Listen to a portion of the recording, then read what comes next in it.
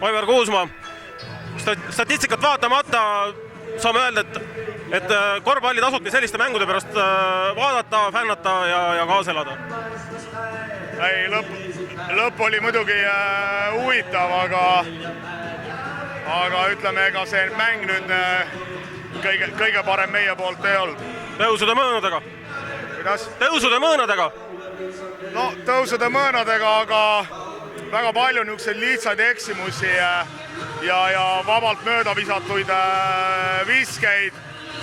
Vaba visked, see on katastroof meie satsis praegu ja üldiselt me ei ole praegu kõige paremas seisus.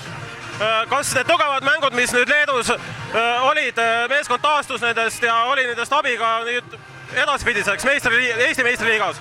Ei, kindlasti osad mängijad said väärt kogemuse.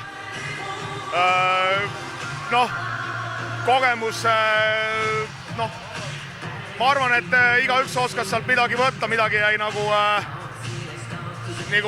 kõrvade vahele ja silmade vahele ja nüüd lihtsalt loodan, et Kajupank taastab kiirelt oma mängulise vormi, mitte füüsilise. Et natuke võõras element oli tänase mäng talle. Loodan, et ka Kristjan Voolaid teisipäeval on rivis, et tuleb teisipäeval väga raske mäng. Üks lühike kommentaar Karl-Johan Lipsu mängu kohta Leedus, et kas see oli üle ootuste hea või oli see oodatult hea? Ei, Karl oli